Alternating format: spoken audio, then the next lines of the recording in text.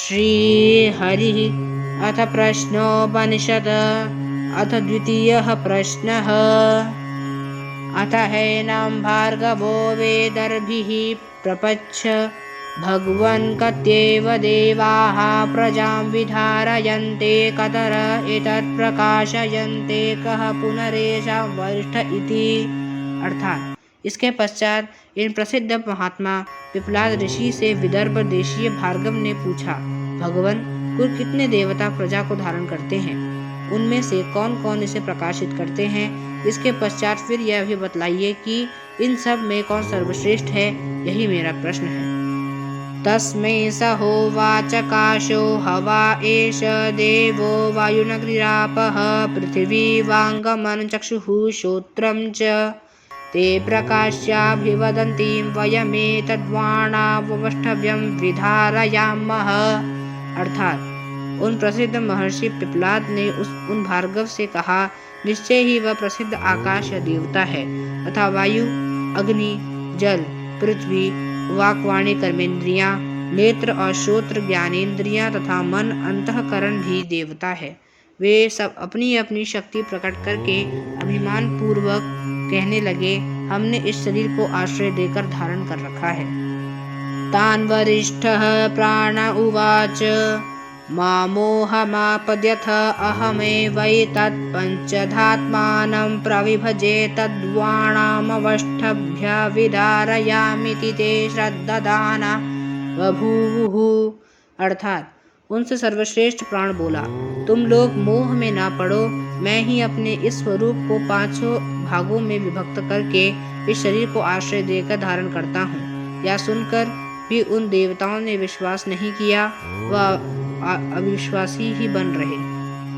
सोऽभिमानं धूर्वामुत्क्रामत इव तस्मिन्नुत्क्रायमथ्यथेतरे सर्व एवोत्क्रामन्ते तस्मिंश्च प्रतिष्ठमाने सर्व एव प्रतिष्ठन्ते तद्यथा मक्षिका मधुरकराजानामुत्क्रमान्तं सर्व एवोत्क्रमन्ते तस्मिंश्च प्रतिष्ठमाने सर्व एव प्रतिष्ठन्त एवं वाङ्गनं चक्षुः श्रोत्रं च ते प्रीताः प्राणं स्तुवन्ति।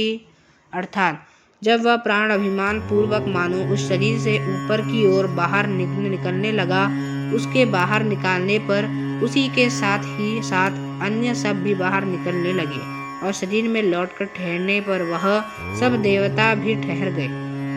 तब जैसे मधु के छत्ते से मधुमक्खियों के राजा के निकलने पर उसी के साथ सारी मधुमक्खियां बाहर निकल जाती हैं और उसके बैठ जाने पर सभी वापस उस छत्ते में बैठ जाती है, वैसी ही दशा उन सभी की भी हुई। यह देखकर वाणी, नेत्र, श्रोत्र और मन वह सभी प्राण की श्रेष्ठता का अनुभव करके प्राण की स्तुति करने लगे। एषोऽग्निस्तः पतेश सूर्य एष पर्जन्यो भगवानेषु वायुः एष पृथिवीरायुर्देवः सदसच्चामृतं च यत्। अर्थात वह वाणी आदि सब देवता स्तुति करते हुए बोले, वह प्राण अग्नि रूप से तपता है, वही सूर्य है, वही मेघ है, वही इंद्र है, वही वायु है तथा वह प्राण रूप देव ही पृथ्वी एवं राई है तथा जो कुछ सत और असत है तथा जो अमृत कहा जाता है वह भी है। अरा इव रथानाभो प्राणे सर्वं प्रतिष्ठितं ऋचो यजुगुंषि सामानि यज्ञः क्षत्रं ब्रह्मा च। अर्थात रथ के पहिए की नाभि में लगे हुए अरों की भांति ऋग्वेद की संपूर्ण ऋचाएं, यजुर्वेद के मंत्र तथा सामवेद के मंत्र, यज्ञ और यज्ञ करने वाले ब्राह्मण, क्षत्रिय आदि आधिकारी वर्ग, यह सब के सब इस प्राण में प्रतिष्ठित है। अर्थात सबका आश्रय प्राण ही है। प्रजापतिश्चरसि गर्भे त्वमेव प्रतिजायसे तुभ्यं प्राण प्रजाविस्त्वमा बलिं हरन्ति यः प्राणैः प्रतिष्ठिससि। अर्थात हे प्राण, तुम ही प्रजापति हो, तुम ही गर्भ में विचरते हो और तुम ही माता पिता के अनुरूप होकर जन्म लेते हो। निश्चय ही यह सभी जीव तुम्हें ही भेंट समर्पित करते हैं। तुम ही अपनादि अन्य प्राणों के साथ स्थित हो रहा है। देवानामसि वहिनतमः पितॄणां प्रथमा स्वधा ऋषीणां चरितं सत्यमथर्वांगिरं सामसि। अर्थात हे प्राण, तुम ही देवताओं के लिए उत्तम अग्नि हो, पितरों के लिए पहली स्वधा हो, अथवा अंगिरस आदि ऋषियों के द्वारा आचरित सत्य भी तुम ही हो। इंद्रस्त्वं प्राणतेजसा रुद्रोऽसि परिरक्षिता, त्वम् अंतरिक्षे चरसि सूर्यस्त्वं ज्योतिषां पतिः।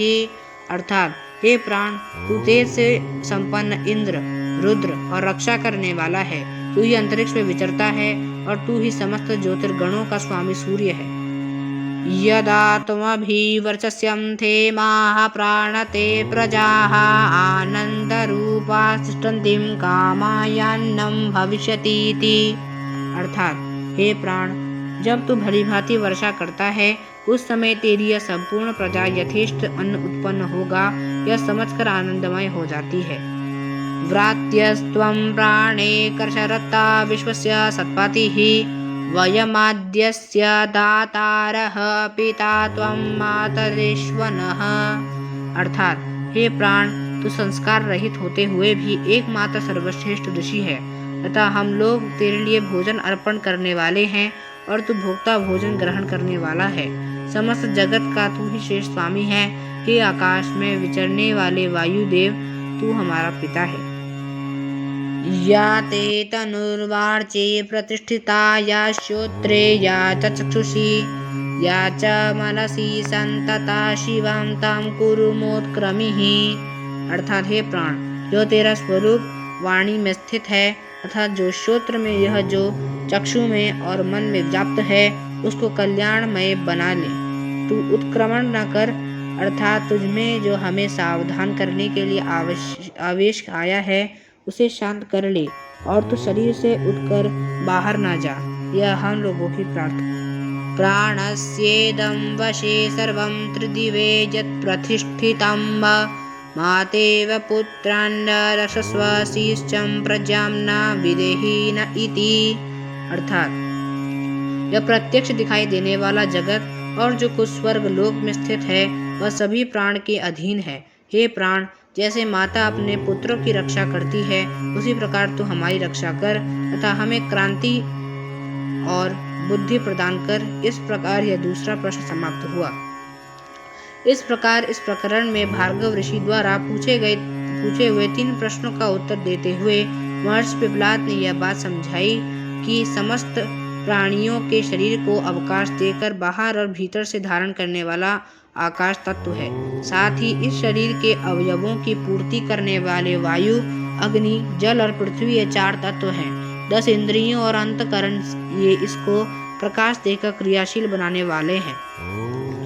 इन सबसे श्रेष्ठ प्राण है अतः प्राण ही वास्तव में इस शरीर को धारण करने वाला है। प्राण के बिना शरीर को धारण करने की शक्ति किसी में नहीं है। अन्य सभी इंद्रिय इसी की शक्ति से तेज पाकर वे शरीर धारण करते हैं। इति प्रश्नोपनिषत् द्वितीय प्रश्न समाप्त। हरि ओम।